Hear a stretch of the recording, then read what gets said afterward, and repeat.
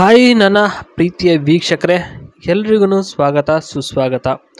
ಇವತ್ತಿನ ಈ ಒಂದು ವಿಡಿಯೋ ತುಂಬಾ ಚೆನ್ನಾಗಿದೆ ಮತ್ತು ಜೀವನದ ಬಗ್ಗೆ ನಾನು ಇವತ್ತಿನ ಈ ಒಂದು ವಿಡಿಯೋದಲ್ಲಿ ನಾನು ತಿಳಿಸ್ತಾ ಹೋಗ್ತೀನಿ ಹೆಂಗೆ ಏನು ಅಂತ ಹೇಳ್ಬಿಟ್ಟು. ಜೊತೆಗೆ ಸ್ಮಾಲ್ ಹೌಸ್ ಕೇಸ್ ಬಗ್ಗೆನೂ ಹೇಳ್ತಾ ಹೋಗ್ತೀನಿ. ನೋಡಿ, ಚಿನ್ನು ಅಂತ ಹೇಳ್ಬಿಟ್ಟು ಕಾವ್ಯ ಅಂತ ಮನೆಯಲ್ಲಿ ಮುದ್ದಾಗಿ ಕರೀತಕ್ಕಂಥ ಒಂದು ಹೆಸರಾಗಿರುತ್ತೆ.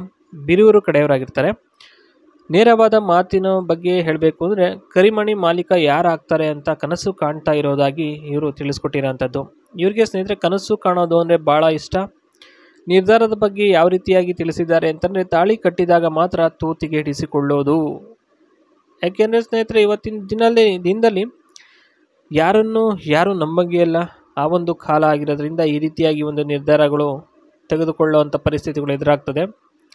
ಇಷ್ಟ ಕಷ್ಟಗಳ ಬಗ್ಗೆಯಲ್ಲಿ ಏನಪ್ಪ ಹೇಳ್ಕೊಟ್ಟಿದ್ದಾರೆ ಅಂತ ನಾನು ಒಂದೊಂದಾಗಿ ಹೇಳ್ತಾ ಹೋಗ್ತೀನಿ. ಅರಮನೆ ಕೊಟ್ಟರು ಹಾಗೂ ಬಂಗ್ಲೆ ಕೊಟ್ಟರು ಬೇಡ, ಅದೆಲ್ಲ ಇಷ್ಟನೇ ಆಗಲ್ಲ, ಅದೆಲ್ಲ ತಾತ್ಕಾಲಿಕ ಮಾತ್ರ ಅಂತ ಇವರು ನಂಬಿದ್ದಾರೆ. ಇನ್ನು ಗುಡಿಸಲು ಆದರೂ ಆ ಮಳೆಯಲ್ಲಿ ಕಚಗುಳಿ ದೆಂಗಾಟ ಆಡ್ತಿದ್ರೆ ಅದರಷ್ಟು ಮಜಾ ಇನ್ನೇನು ಬೇಕು ಸ್ವಾಮಿ ಅಂತ ಇಲ್ಲಿ ಹೇಳಿದ್ದಾರೆ. ಹೌದು, ಖಂಡಿತವಾಗಿಯೂ ತುಂಬ ಚೆನ್ನಾಗಿರುತ್ತೆ ಆ ಒಂದು ಅನುಭವ. ಬೇಕಾದರೆ ಪ್ರತಿ ಸಲ ಕೆಲಸ ಕಾರ್ಯ ಬಿಟ್ಟು ಅದೇ ಒಂದು ಕೆಲಸವನ್ನು ಮಾಡಿಕೊಂಡು ಇದ್ದು ಬಿಡೋದು ಅಂತ ಇಲ್ಲಿ ಹೇಳಿರ್ತಕ್ಕಂಥದ್ದು.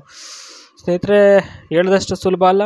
ಯಾಕೆಂದರೆ ಕೆಲಸ ಕಾರ್ಯಗಳಿರ್ತದೆ, ಏನೂ ಮಾಡಲಿಕ್ಕಾಗಲ್ಲ. ಒಂದು ಮಾತು ಹೇಳಿದ್ದಾರೆ ಅಂತ ಹೇಳ್ಬೋದು. ಇನ್ನು ನಂಬಿಕೆಯ ಬಗ್ಗೆ ಏನಪ್ಪ ಹೇಳಿದ್ದಾರೆ ಅಂತಂದರೆ, ಅಭ್ಯಾಸ ಇದ್ದರೆ 4 ಸಲ ಮಾಡಿ, ಇಲ್ಲ ಅಂದರೆ ದಿನಕ್ಕೆ 1 ಸಲ ಮಾಡಿ ಸಾಕು.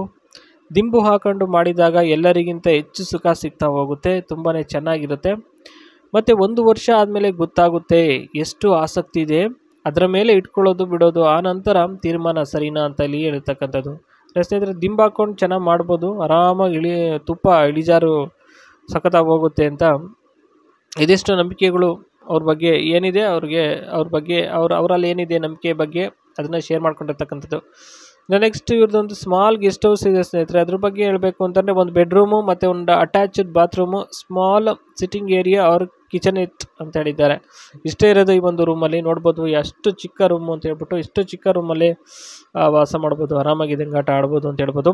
ಅಡ್ವಾಂಟೇಜ್ ಏನಪ್ಪ ಅಂದರೆ affordable stay, cheaper than hotels, ideal for solo travellers or couples ಕೂಡ, ಅಥವಾ ಯಾರು ಸೋಲೋ ಟ್ರಾವೆಲ್ಸ್ಗಳು ಬಂದರೆ ಆರಾಮಾಗಿ ಉಳ್ಕೋಬೋದು. ಮತ್ತು ಹೋಮ್ಲಿ ಥರ ಫೀಲ್ ಆಗುತ್ತೆ. More cozy and less formal then hotels ಅಂತ ಹೇಳಿದ್ದಾರೆ.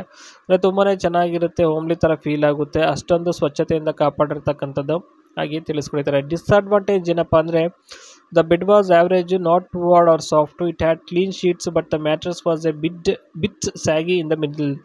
ಅಂದರೆ ಬೆಡ್ ಬಂದು ಆವ್ರೇಜ್ ಆಗಿರುತ್ತೆ, ತುಂಬಾ ಏನು ಚೆನ್ನಾಗಿರಲ್ಲ ಅಂತ ಇಲ್ಲಿ ಹೇಳಿದ್ದಾರೆ, ಅಷ್ಟೇ, ಇನ್ನೇನಿಲ್ಲ.